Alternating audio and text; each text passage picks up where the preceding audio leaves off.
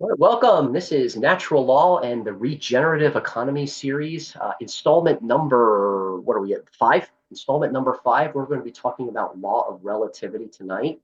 My name is Michael Schuman, and I will introduce you to all of our guests tonight, all of our panelists, because in these smaller group conversations, everybody's a panelist, and we will invite all four of us to participate in the entirety of this conversation.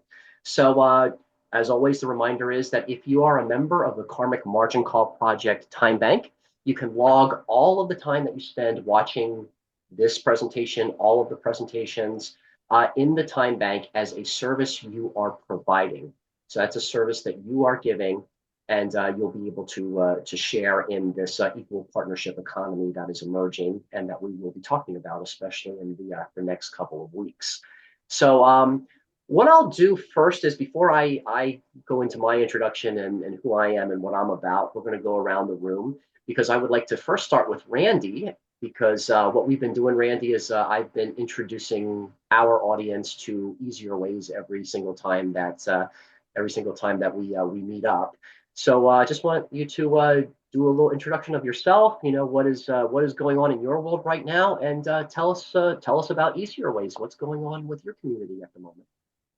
Well, thank you for allowing me to be part of this discussion. I love to share time with all of you, uh, but especially when we get together on this topic.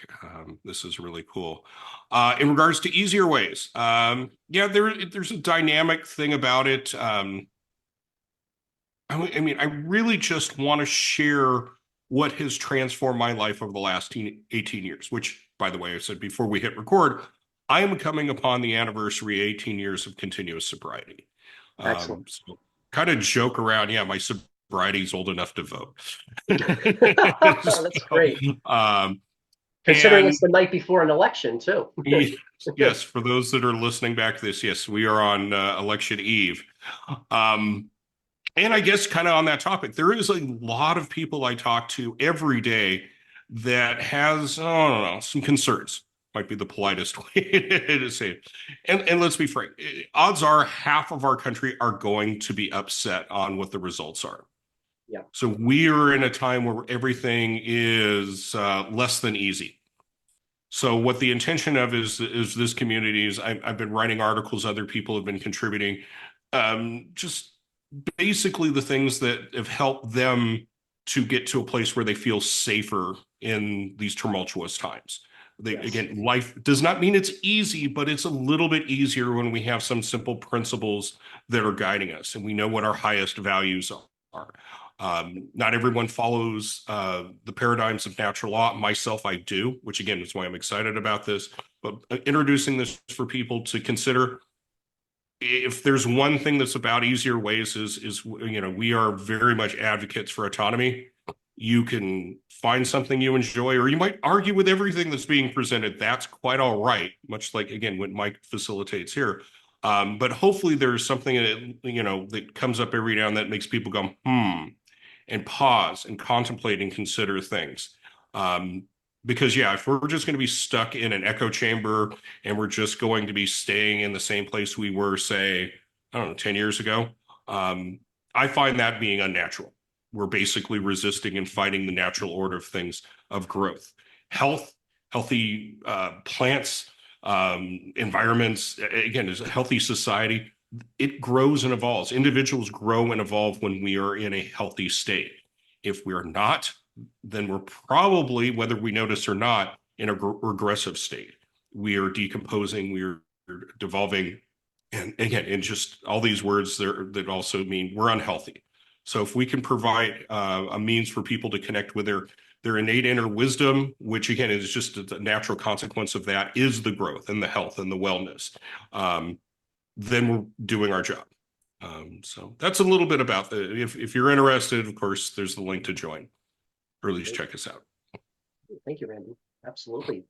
Can you pass it to either Himmanth or to Nefertiti? Why don't we, ladies, go first? Nefertiti, please, if you could share a little bit about what's going on with you. Thank you, Randy. And thank you, Mike, for this opportunity to come together. Always a pleasure. My name is Nefertiti. And ah, what an amazing opportunity. I really have, I really, first off, congratulations on your 18 years of cleanness. That's fabulous.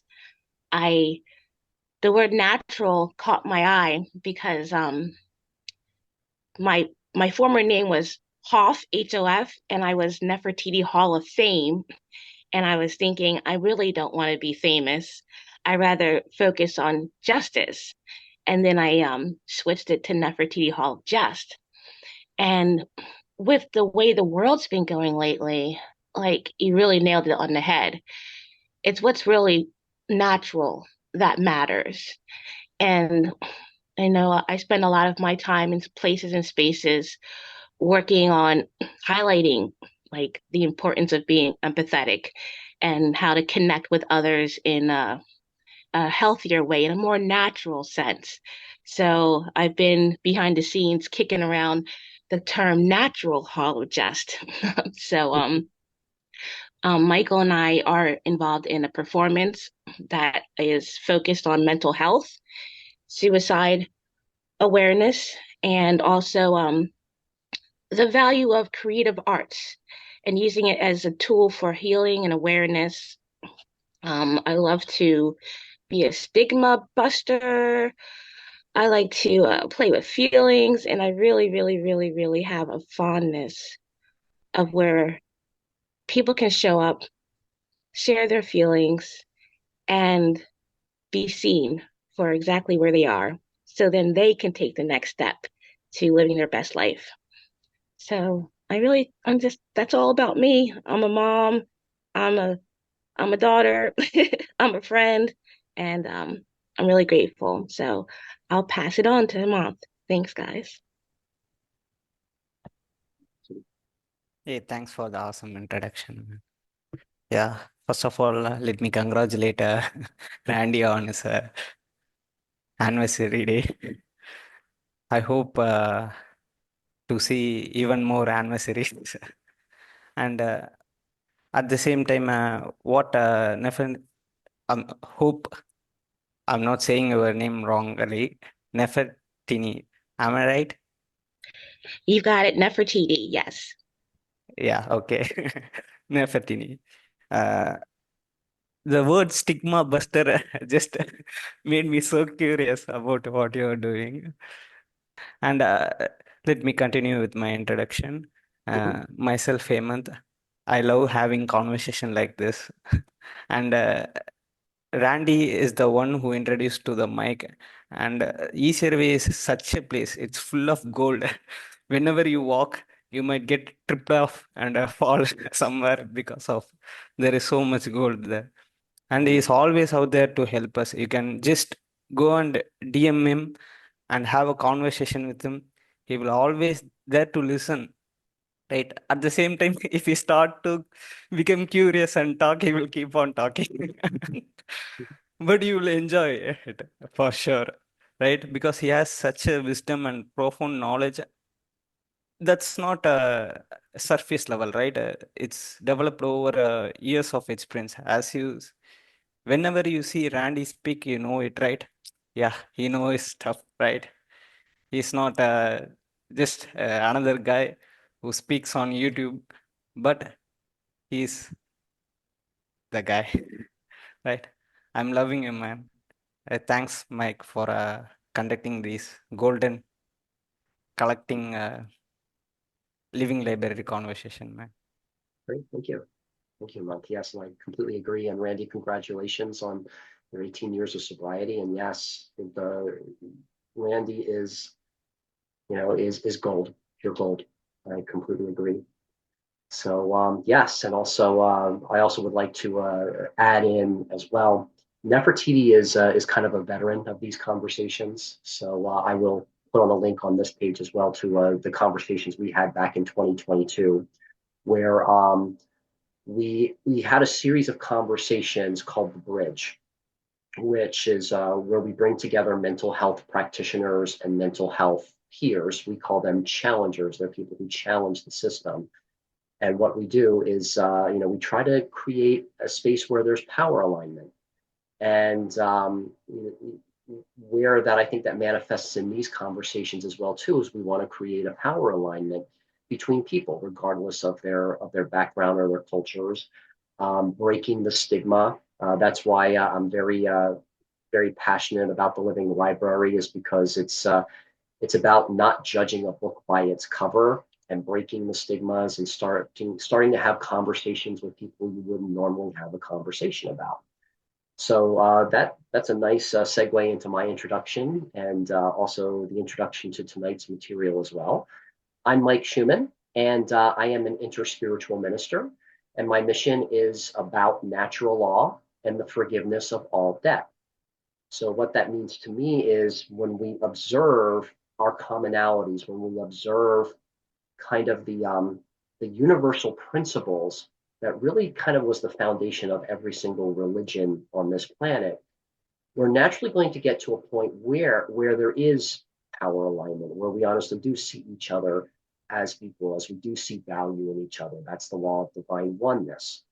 So to kind of recap where we've been and where we are tonight and where we're going, the whole month of October, we did the first four universal principles or natural laws, and that was calling attention to establishing a living library. Now, living library is based on and inspired by the human library concept out of Denmark, where the whole purpose is to have those conversations that you would normally have. And some of them are uncomfortable. And the uncomfortable conversations are not only encouraged, they are embraced. So in the law of divine oneness, we started talking about how to start that conversation, how to have that conversation with people who might be from a different socioeconomic class or might be from a different culture.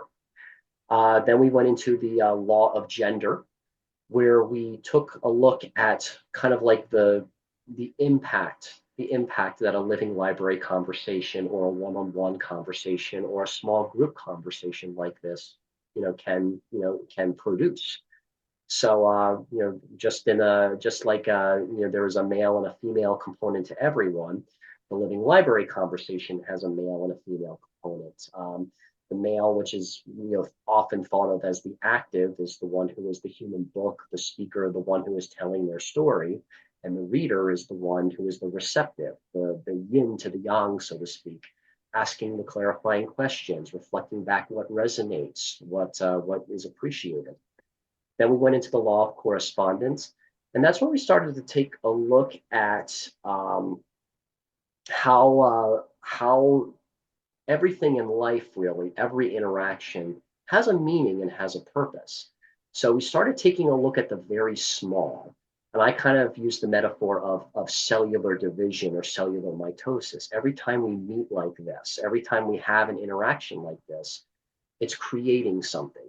So it's just like one cell in a multi-celled organism. And as we go into tonight's content, we're going to start to look at the bigger picture now. And then when we get to the end of our time together in the next 3 months, we'll be bringing the small and the big together and how they interact with each other. Last week, we did Law of Rhythm, and that was with my ministry colleagues from the Eighth Flame Fellowship.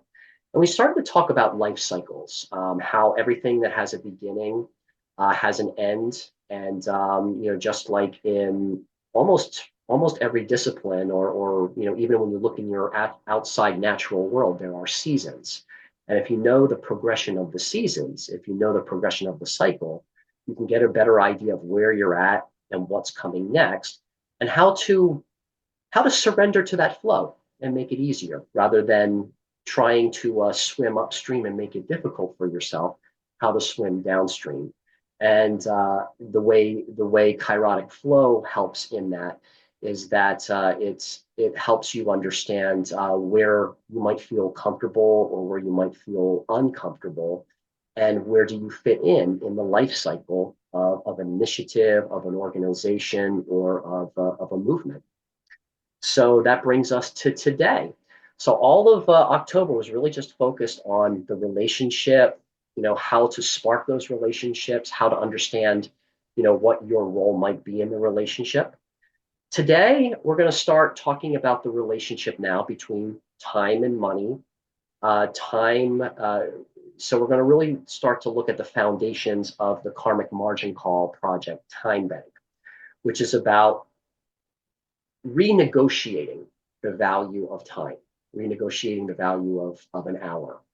So what I've been noticing in my studies and in what I pay attention to is that a lot of people in politics, in business, in government, they're trying to convince each other on how to change the value of a currency or how to change the value of a group or what I think of as a tribe within tribal culturalism.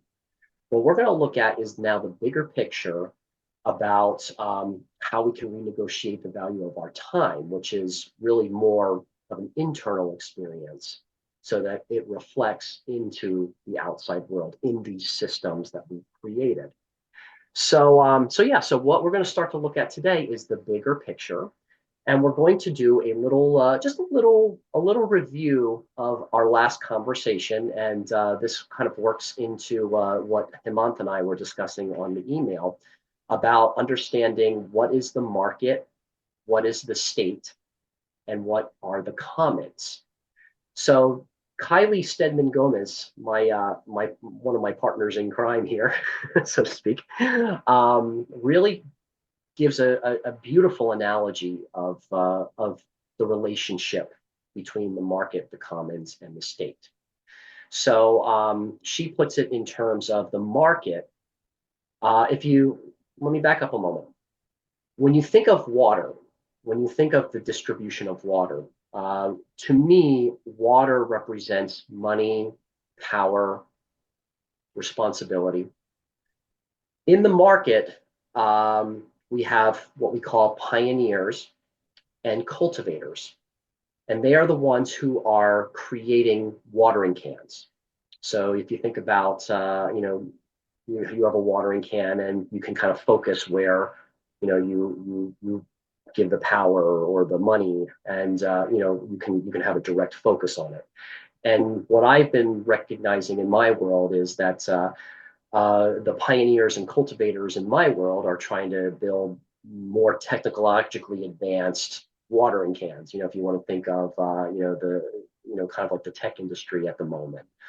The state now, the state is represented by the piping system. So the piping system is to create a system where those who need the water, those who need who need the resources, there is a system that is put in place where that can be, that the water can flow to where it is needed as it is needed. Now, there are some limitations to that, but we'll discuss that here in a little bit. Now, the commons is related to the rain. And Kylie has always kind of put it in terms of you can't always predict where it's going to rain or how much is going to rain. But what we're doing here in this with these interactions is actually kind of creating a lot of rain. And as I've been talking to Kylie about it as well too, as this material continues to be understood and discussed, and more hours are logged in understanding it, it's going to be a matter of how do we prevent all of this rain from becoming a flood and flooding out the state and the market. So we'll get into that a little bit, but I want to back up a little bit before we go into the more of this technical knowledge. And I want to ask each of you about law of relativity. Law of relativity. So the context I've been using and will use tonight is the relationship, how things are relative between the market, state, and commons. But I'd like to ask each of you, what comes up for you when you think about law of relativity?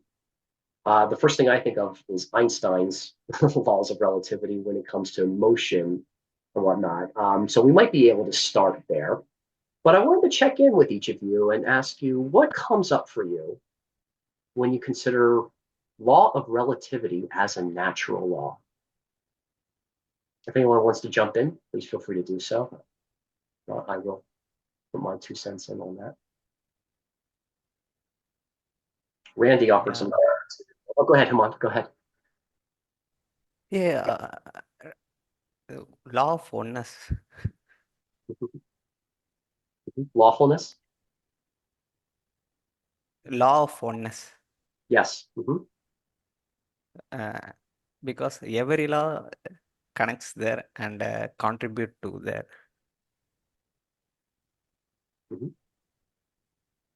Yeah, that's what I'm sensing first. As I soon heard, that's what strike me. Yeah, might be he's leading the conversation to again law of oneness. Law of oneness. Yes. Okay. Yes. Going back to the law of oneness. Yeah, that's really what they all kind of lead back to, isn't it? Randy, you offered some great stuff to me earlier today. What comes up for you around law of relativity?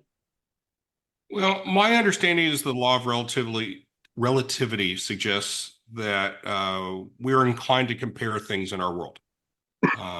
But in reality, everything is really neutral. Okay. Yeah. So it is my language would say the law of perception. Okay. So relativism exists in all things. And in the end, meaning comes down to our perspective, our perception of everything. So I guess, for example, say someone was to be born into the ghetto and the culture around there involved gang life. Okay.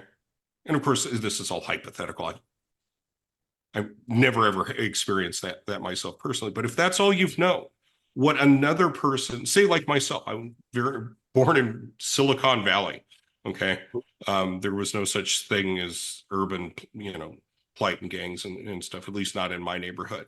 I can hear stories. Again, I can conceptualize and such. But the things that these people grew up with, how to say, as far as, well, just being incarcerated is just part of the deal of life. We conduct ourselves in a manner that those that are not part of our tribe consider all unlawful.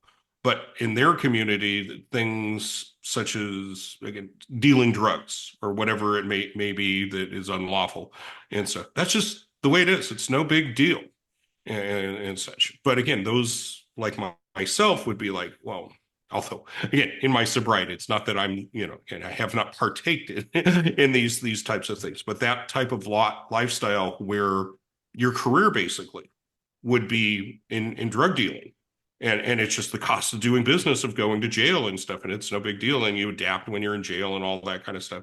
It's no big deal. Or conversely, also, maybe if you grew up in a neighborhood of great wealth, and say Ivy League might be the example to paint this narrative. Okay. And all you've ever known is the silver spoon that you were born with. Okay. And certainly life is hard. And again, you know the challenges you've experienced, but there's really, again, the best you can do is try to frame what somebody that, again, is born into poverty is going through. You're going to do your best to empathize and go and try to put yourself in their shoes. But frankly, without having direct experience, again, it's merely conceptual, and we're adapting our limited worldview and our identity into something that all in all isn't real. So again, it's all relative, Yeah. and again, versus those in poverty, is like they could imagine what it might be to have millions and millions of dollars, to dream to be, an athlete, a star, in entertainment world, or an entrepreneur, whatever it may be that they aspire to for great wealth. But again, it's them projecting upon their limited experiences into something that's unknown. So I guess what I'm getting, the bottom line of all this stuff is, as I go through all this type of stuff, at best, I'm incomplete in my understanding. And most of the time, I'm incorrect. And up until recently, again, in this frame of like this 18 years of sobriety, my sobriety involved me having to reevaluate everything about how I viewed myself and my relationship with the world. So I had to challenge my way of thinking. I did not come to this by virtue, but by circumstance. But to understand that, yeah, if I'm trying to be empathetic and put myself in your shoes and stuff, again, at best, I'm going to have an incomplete understanding. but more often than not, it's being filtered through my biases, my direct experiences, and it's probably not anywhere near what you see. Thank you, Randy. Yes, what's really alive for me after you had said that and offered that up is as I was looking into and re-looking into law of relativity as well, is that it's beyond judgments of good or bad. It's beyond those kinds of judgments, and we have an activity that we practice quite a bit in my world, where we are able to separate out judgments or stories from the facts of what actually happened and the feelings around it, how to express the feelings around it. So thank you. That's what comes up for me when it comes to law of relativity. Nefertiti, would you like to respond, reflect on what you had just heard so far? I would love to. Yes, I love how the word filter came up. I found that fitting, Randy, especially with the theme of water and flowing. And of course, all of it does lead back to the law of oneness. I definitely, the first thing that came to me when I heard of law of relativity was that there's nothing random. Like everything's related to something. And um, what you just shared about perception and perspective, um, it helps me take a breath and realize that just because I see something a certain way doesn't necessarily mean that whoever I'm in conversation with or relationship with has that same view. You know, we are all really individualized, and it's actually it's a blessing to have such diversity.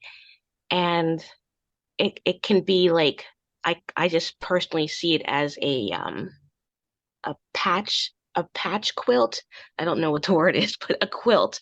And each person has their own unique perspective. And whenever there's conflict that comes up, um, like Mike shared that exercise that I've been involved with, it's it's fascinating to see how it's related. Someone's upset about the weather, but it's really not about the weather. It's about something that's related like 15 steps before. If you took the time and, you know, teased out, well, my bones hurt. Well, I'm not getting enough calcium. Like there's all kinds of other things that are related to conflicts that I sometimes overlook if I don't take the moment to see that my perspective's unique and yeah, there's a lot of other factors in play. So, yeah, nothing's random is what definitely came up for me. And we filter everything in life, and we get to choose our filtering system. Ooh. So, thanks. All right. So yeah, so the market is what's known as privatized and converging. So I would like everyone in attendance to really listen to those words for a moment, since I don't have a visual in front of me. The market is privatized and converging. The state is centralized and consolidating, and the commons is decentralized and diverging. So after hearing those words for a moment, what comes up for you, or what is alive for you when you hear what the differences are between the market, the state, and the commons? So these are Kylie's observations and what I've been observing myself, the nature of like what are the contrasts between privatized, centralized, and decentralized?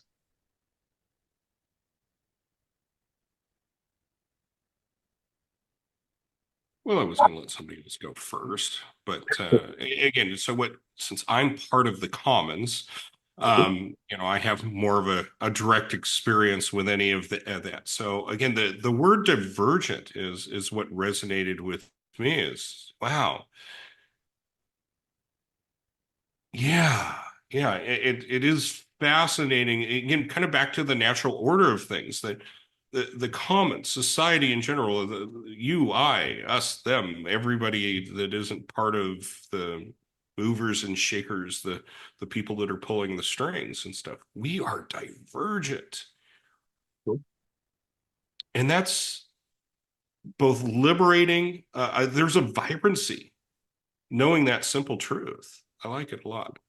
So again, I've never contemplated this before, so I don't have much more than that, but that's what resonated with me. Thank you. Thank you. Yes. Yeah, what comes up for me as well is and I'll show this slide as well too in post-production, is I think of like a glacier or a pyramid, where at the very top, you're kind of having energy coming together and consolidating and privatizing, meaning there's secrets being kept in order to maintain a competitive advantage. But as things go down and you're looking at the commons, that decentralization and that divergence, um, it's almost like that is where I feel like the energy wants to go, to want to trickle and spread out and expand. But at the moment where we're working within this system where the intentions are to consolidate and compartmentalize, and that's what I see as the difference between a competitive environment and a collaborative environment. So that's what's alive for me in considering the differences between those three substrates or those three structures. So the next contrast between the three is that the reward of the market is based on assumed risk and contract negotiations at both personal and organizational levels. The state, the reward, is based on formalized responsibility. And at the commons, the reward is based on integrous participation. So what comes up for you when hearing about those contrasts between those three substrates? I have a thought about the market because of the privatization of it. It sounds like pretty risky business. Mm-hmm. Like it might be, you know, less risk assumed if things were not so hush hush. I'm Mm-hmm. not sure, but that's just a thought that came to mind. Beautiful. Yep. Yep. I agree. Completely agree. Okay. Now the next contrast between the three, the feedback within the market is the vote with your wallet sales figures. So Hold on, can I just say something about that? What sure, Janet. you just said? Hmm. I know, Mike, you said you read Conversations with God, right? By I Neil did. Donald Yes. Walsh. Hmm. Because there's a big section, I think, in the fourth book, the last book, where he talks about this, where he said, or at least what Neff was saying, is that if there were no secrets in private, in organizations, the whole market would work, everything would be different. But it's the secrets that really keep things not working. Yes. Not about the Yes. money. It's the not talking. Absolutely. I Yes. thought that And was fascinating when you discussed that. yes. And in our conversation last week, Trey, Kylie, and Melanie talked about also how the curators and the scouts who make up the commons, it's kind of like our job in a way to kind of uproot those secrets. And that kind of feels invasive. So to people who are pioneers and cultivators who make up the market.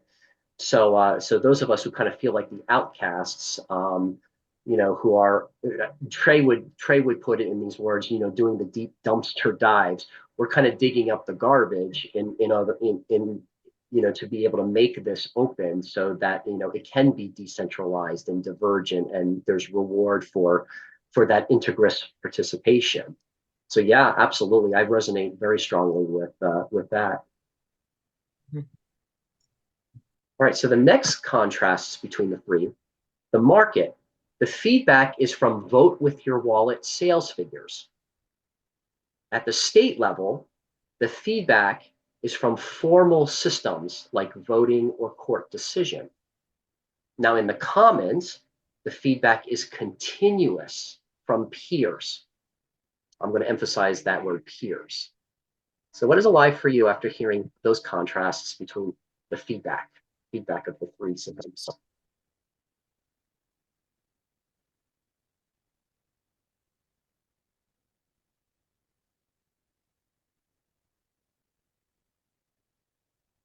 Well, once again, I will go first. So again, here we are on election eve. So let's just call a spade a spade. All we have in a say in our democracy is coming up tomorrow. We vote, and then it just goes as it goes. And to somewhat tie this together, what Nefertiti was speaking about, and talking about conversations with God, there is so much secrecy that's involved, whether it's in the private sector or it is in the political sector. Okay. And every now and then you get a glimpse of it, and there's scandal because of the hypocrisy that things were presented in a certain manner and reality is different. And then we lose any type of trust that we may have had. And obviously, if there's no trust, how can there really be, how to say, the collaboration, the cooperation that we were talking about with the comments? So if there is the transparency, if there is open sourcing, lack for a better description, okay, this is how things are. And there will probably initially people start, again, back to perceptions and such, how things should be, what's their ideas of fairness and such involved with this. But I think eventually there would be a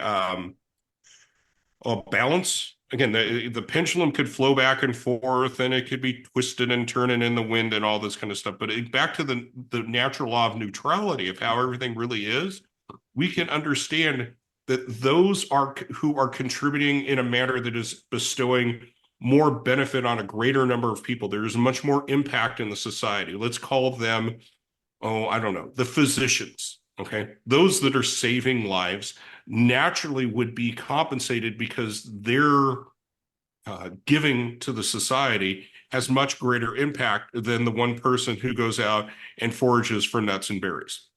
But that does not mean that the one who forages for nuts and berries does not have value in that society. Um, but it would also, again, everybody in the society would have an obligation to contribute in some shape or form. And everyone in the society, again, while you're part of the society, your basic needs are met.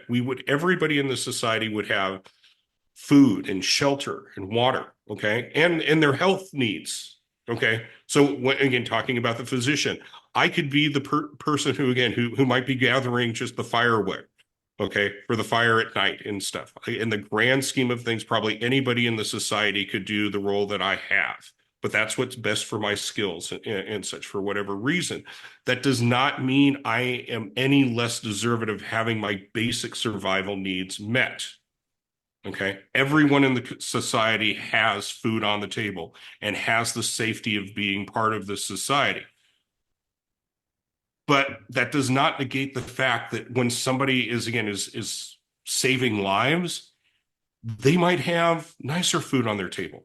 They might have a nicer shelter that's being provided.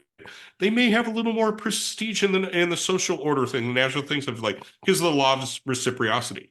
Yeah, Mike, you saved my life. Yeah, as far as I'm concerned, you're the most important person in the tribe. Versus, yeah, I appreciate Randy that goes gathers sticks so I stay warm at night. He's a good guy. We have no beef against each other. But again, would there be a natural how assimilation of, again, okay, yeah, you have certain assets. Of course, we have liabilities as well too. So nobody's perfect, but those who are providing more benefit for the society, those would receive rewards. Those who are less, again, it's all in a matter of proportion. It's all relative, but no one is left behind. There is no one who ever has to go hungry. There is no one who ever has to die when we have a known cure for this disease. You know, we live in a world where there's people that drink filthy contaminated water. which frankly is one of my big pet peeves. I don't think there's any human on this earth who would ever not drink clean water, regardless of your social order and such. So I guess, again, my definition of fairness is that those basic needs are met, but we still are able to provide a manner where excellence is rewarded. Thank you. Thank you, Randy. So I have just a quick piece of feedback and also just a question that doesn't need to be answered here tonight. I'm just going to pose that to anyone who watches this recording as well. So if we're talking about the commons, where the feedback is coming from peers, who gets to decide? Who gets to decide who has more value than someone else? So yeah, it's just a question that I want to put out there. Who gets to decide?